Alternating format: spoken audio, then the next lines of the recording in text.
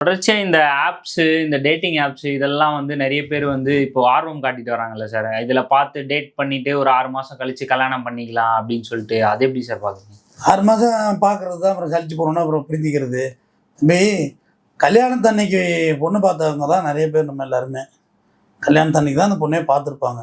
Okay, அது அந்த அதுக்கு பிறகு தான் அந்த பெண்ணுடைய உடலை ஒரு ஆண் பார்த்துருப்பான், அந்த ஆணுடைய உடலை பெண் பார்த்துருப்பாங்க. இப்படி தான் கல்யாணம் நடந்துச்சு. இன்னைக்கு அப்படி இல்லை. அது ரெண்டையும் முதல்ல பார்த்துட்டு கடைசியாக தான் கல்யாணம் நடக்குது.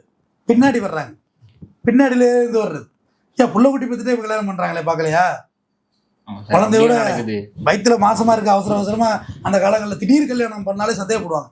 ஏன் என்னாச்சு, வயிற்றுல குழந்தை இருக்குதா, லவ் உண்டாகி குழந்தை ஆகிட்டுதுன்னு தொட்டு திடீர்னு கல்யாணம் பண்ணுவாங்க. சொர்ஸா ஒன்று சொல்லிக்கல அப்படின்னு சொல்லி அது அந்த காலத்தில் சந்தேகத்தில் பேசுவாங்க. அந்த காலத்துக்கு காது வச்சு கதை பேசுது. இப்போ எப்படி இருக்குன்னா குழந்தையோடய பண்ணுறாங்க மேரேஜ். கல்யாண வீட்டில் குழந்தை விளையாண்டுக்கிட்டு இருக்கு. யாருக்கு அந்த குழந்தைனா இந்த மாப்பிள்ளை பொண்ணோட குழந்தை தாங்க அப்படின்ற லெவலில் இப்போ அப்டேட் வருது.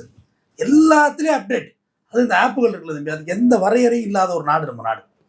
இந்த டிக்டாக் போன்ற ஆப்பெல்லாம் தூக்குனாங்கல்ல, அதை பற்றி அப்புறமா ஆரம்பத்தில் தூக்குனப்போ எல்லாருக்கும் போர் அடிச்சது. ஜிபி முத்து போன்றவர்கள்லாம் ரொம்ப வருத்தப்பட்டாங்க. சூசைடு வரையும் போனாங்க. பிரதமருக்கெல்லாம் கோரிக்கையெல்லாம் வச்சார் அவர், டிக்டாக் ஓப்பன் பண்ணுங்கன்னு. ஆனால் இந்த ஆப்புகள் வந்து எல்லாமே அக்சஸ் அக்சஸ் அக்சஸ் அக்சஸ்ன்னு கேட்டுகிட்டே இருக்குல்ல. ஒரு ஆப்புக்குள்ளே நீங்கள் போய் ஒரு பொருளை தேடுங்களா, சும்மா நினச்சிக்கணும், ஏதாவது ஒன்று தேடுங்க, உங்களுக்கு பிடிச்சது தேடுங்க, ஒரு சட்டை தேடுங்களா, 100 கம்பெனிலேருந்து உங்களுக்கு மெசேஜ் வருது. எப்படி வருது அது, எங்கே இருக்குது, எப்படி லீக் ஆகுது அது?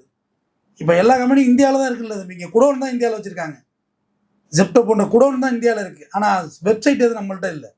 அங்கே அதுக்குள்ளே லிங்க் ஆகி அமெரிக்கா போய் அங்கே போய் இங்கே போய் உனக்கு சட்டை வேணுமா, இந்த சட்டை வேணுமா, அவர் ஈஸியாக காட்டுறதுக்கு ஒரு சட்டையை. அப்போ நம்ம எவ்வளோ ரகசியம் இல்லாத ஒரு வாழ்வியலை வாழ்க்கிறோம். நம்ம கண்காணிக்கப்பட்டு கொண்டே இருக்கோம். அது அரசாங்கம் நம்மளை கண்காணிக்கணும் தம்பி, அதுதான் சரியும் கூட.